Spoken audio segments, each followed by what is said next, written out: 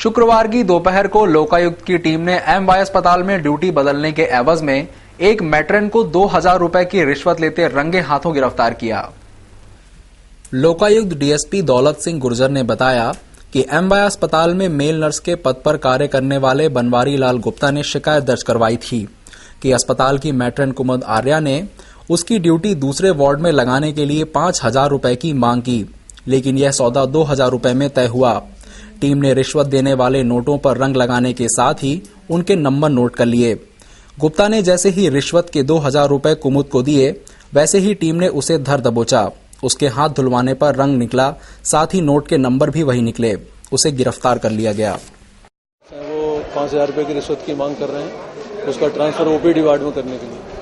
तो इस कंप्लेंट पे हमारे द्वारा सत्यापन किया गया। सत्यापन उपरांत बात सही पाए जाने से आज ट्रैप का आयोजन किया गया था। 2000 रुपए की रिश्वत लेते हुए यहाँ की मैट्रन पकड़ी गई हैं और इनके खिलाफ भ्रष्टाचार निवारण अधिनियम के अंतर्गत कार्रवाई की जा रही है। श्रीमती कुमुद आर मैट्रन है मायचंदी। एक किराना व्यवसायी को 4 बदमाशों ने चाकू मारकर लूट लिया। व्यवसायी के साथ वारदात उसके घर के पास ही हुई। आरोपी व्यवसायी की गाड़ी छीनकर भाग गए, जिसमें 1,85,000 रुपए रखे थे। लूट की सनसनीखेज वारदात जुनींदौर थाना क्षेत्र में हुई।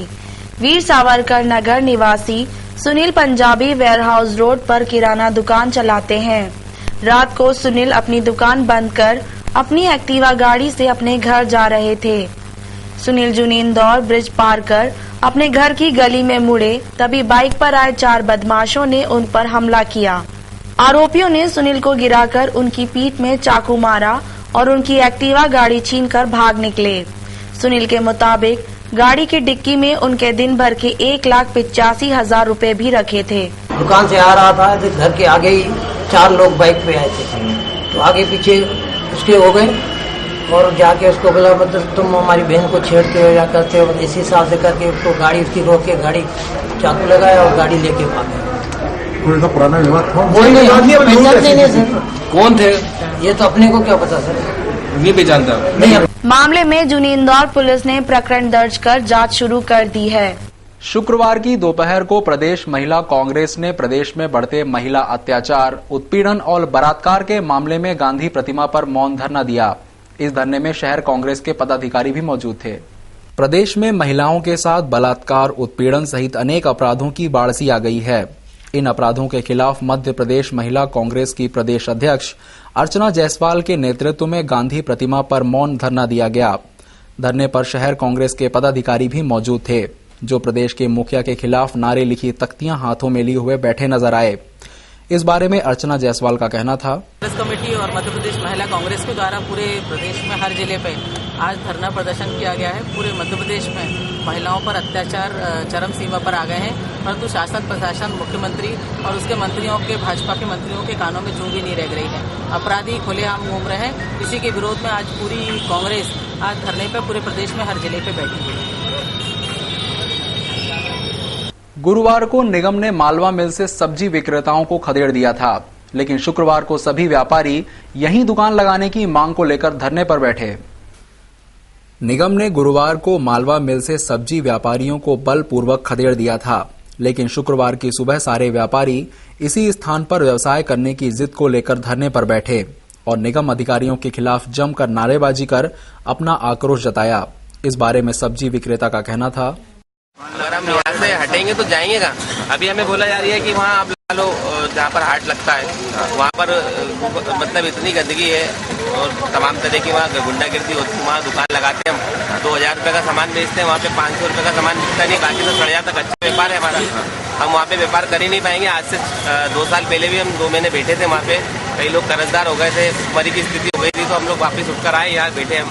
अगर हमें विकल्प जगह नहीं मिलेगी तो उसके पहले हमें उठाया नहीं जाए, हमें यही बिठाया जाए। क्या व्यवस्था है और क्या लगता है आपको, अगर भविष्य में आपको वहाँ दुकान लगाना पड़ी तो क्या व्यवस्थाएं चाहिए आपको शासन द्वारा? वहाँ पे हमें व्यवस्था, हमने इसके अलावा भी 2 विकल्प बताए हैं।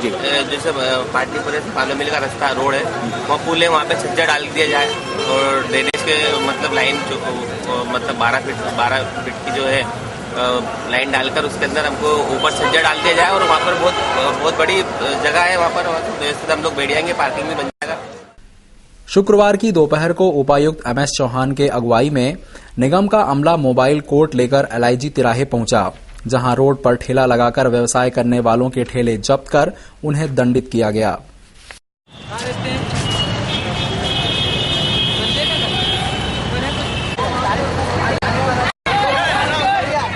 पुलिस के 2 जवानों को बुधवार रात एक बदमाश ने तलवार मारकर घायल कर दिया।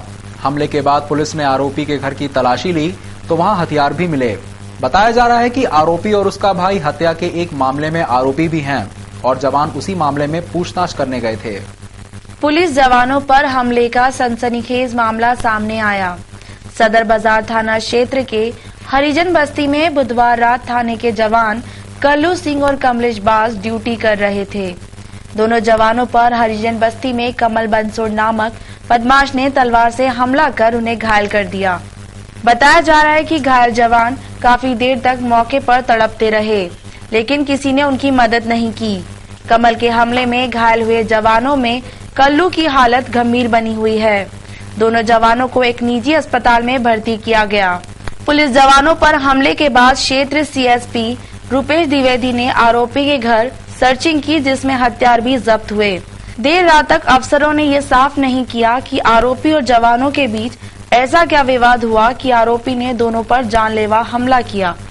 थाना सदर बाजार के 2 आरक्षक बाज के राउंड पर थे और ये थाना क्षेत्र में ही एक कमल बंसोड़ नाम का व्यक्ति रहता है, वो उससे एग्जैक्टली घटनाक्रम अभी पूरा सामने नहीं आ पाया है। तो बातचीत क्या हुई है, उस कमल बंसोड़ ने तलवार से इन पर हमला कर दिया। अभी उनको घायल कर दिया है, उसको लेके अस्पताल अभी गए हुए हैं घायल को, और भी तलाश की जा रही है। आरोपी कमल के बारे में जानकारी सामने आई कि उसका भाई हत्या के एक मामले में जेल में बंद है। वहीं कमल पर भी उसी मामले का आरोप है। फिलहाल सदर बाजार पुलिस ने आरोपी को हिरासत में ले लिया और पुलिस मामले की जांच कर रही है। गुरुवार की रात सदर बाजार क्षेत्र में पुलिस वालों पर जानलेवा हमला करने वाले बदमाश को पुलिस ने भारी मशक्कत के बाद तलवार सहित धर दबोचा और पूरे क्षेत्र में उसका जुलूस निकाला। CSP रुपेश द्विवेदी ने बताया कि कल रात सिकंदराबाद में सदर बाजार थाने के बाज स्क्वाड के सिपाही कालू सिंह और कमलेश पर क्षेत्र के बदमाश कमल बसोड़ ने उस वक्त जानलेवा हमला कर दिया जब वे उसे पकड़ने उसके घर गए थे। इस हमले में दोनों सिपाही बुरी तरह घायल हो गए। पुलिस ने कमलेश उर्फ कमल बसोड़ को तलवार के साथ धर दबोचा। कमल पर कई आपराधिक रिकॉर्ड दर्ज हैं। हमला किया जिससे दोनों आरक्षक घायल हो गए। देर रात को कमल सुनहरे को गिरफ्तार कर लिया गया। कहाँ से पकड़ा इसको? कमल ये अपनी रिश्तेदारियों में गया हुआ था, परदेसी प्राचीन से। सर इसका जांच में पता चला है कि पूर्व में भी आपराधिक किस्म एक अपराध है इसका, वर्ष 2011 का मारपीट का एक अपराध है इसका। इसका ये कहना है कि नशे के हाथ में से घटनाक्रम हो गया। धारावाही जैसी हिम्मत कभी नहीं करता। सदर बाजार पुलिस ने गिरफ्तार आरोपी को पूरे क्षेत्र में जुलूस की तरह घुमाया।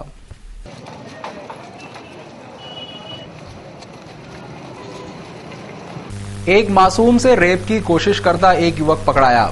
आरोपी को दुष्कृत्य करते लोगों ने देख लिया तो पहले उसकी जमकर पिटाई की और बाद में पुलिस के हवाले कर दिया। मामला रावजी बाजार थाना क्षेत्र का है। बुधवार शाम मुराई मोहल्ले के लोग क्षेत्र में ही रहने वाले युवक गोपाल को पीटते हुए थाने लाए। दरअसल गोपाल क्षेत्र की एक मासूम बच्ची को बिस्किट खिलाने का लालच देकर सरकारी स्कूल की छत पर ले गया और वहां उसके साथ बलात्कार की कोशिश करने लगा। बच्ची चिल्लाई तो लोगों ने गोपाल को पकड़कर जमकर पीटा वे पुलिस के हवाले कर दिया। थाना रावजी बाजार में जो है 7 वर्ष की जो लड़की है उसके साथ सेक्सुअल असॉल्ट किया गया और फरियादी की रिपोर्ट पे प्रकरण दर्ज किया गया और आरोपी को गिरफ्तार किया गया। कितने आरोपी गिरफ्तार हुए सर? इसमें एक आरोपी गोपाल करके जो विवरण सामने आया वो ये आया कि जो प्रिलिमिनरी इंक्वायरी में जो फैक्ट आया वो ये आया कि आरोपी जो है लड़की को बिस्किट के बहाने लेकर के गया और वहाँ छत पे ले जाकर के जो उससे कुछ सेक्सुअल असॉल्ट करने का प्रयास किया। उस पर पे कुछ लोगों ने देखा और उसको आगे के लिए सर ऐसा भी मालूम पड़ा कि लड़का नशे की हालत में था कुछ? नहीं, वो फैक्ट हम इंक्वायरी कर मेडिकल कराने के बाद। पुलिस ने आरोपी के खिलाफ रेप की कोशिश का मामला दर्ज किया है। हिंदू संगठनों ने भोजशाला के मसले को लेकर काफी कड़ा रुख अपना रखा है। उधर प्रदेश के उद्योग मंत्री ने गेंद भारत सरकार के पाले में डालते हुए सुरक्षा की बागडोर जिला प्रशासन के हाथ में सौंप दी। शुक्रवार को प्रदेश के उद्योग मंत्री ने अपने गुर्गे राजू शर्मा के आधुनिक नमकीन शोरूम का उद्घाटन किया। इस अवसर पर उन्होंने पत्रकारों से चर्चा करते हुए कहा कि जल्दी ही प्रदेश सरकार अंतर्राष्ट्रीय नमकीन समिट बनाने जा रही है। इसके बाद भोजशाला के मामले पर मीडिया में छपे उन बयानों को गलत बताया जिसमें मुख्यमंत्री के साथ चर्चा में वे 3 घंटे उनके साथ थे। दोबारा उन्हें भोजशाला का जिम्मा सौंपने के सवाल पर उनका कहना था कि राज्य सरकार भारत सरकार के आदेश का पालन करती है। भारत सरकार का आदेश है कि भोजशाला में सरस्वती पूजन और नमाज अदायगी अपने अपने समय से हो। सुरक्षा का दायित्व जिला प्रशासन का है। मुझे अभी तक कोई जिम्मेदारी नहीं सौंपी। आचार्य धर्मेंद्र द्वारा उनके खिलाफ की गई टिप्पणी के बारे में उनका कहना था कि उन्हें जो गलतफहमियां हैं उन्हें शीघ्र ही दूर किया जाएगा, जिसके बाद वे अपने बयान बदल लेंगे। मेरी जानकारी नहीं, मैंने समाचार पत्रों में पढ़ा है सिर्फ अभी, पर मैं एक बात बहुत स्पष्ट बताना चाहता हूं कि भोजशाला भारत शासन के पुरातत्व विभाग के अधीन है। आप बात करो, इसमें भोजशाला के अंदर मध्य प्रदेश सरकार की कोई भूमिका नहीं। मैं भी मीटिंग में वहां पर नमाज पढ़ने और पूजा करने की जो आदेश है वो भारत शासन के। भारत शासन ने निर्देश जारी किए कि वहां पर नमाज भी होना चाहिए और पूजा भी होना चाहिए। तो भारत शासन के निर्देश का पालन राज्य सरकार को करना पड़ेगा।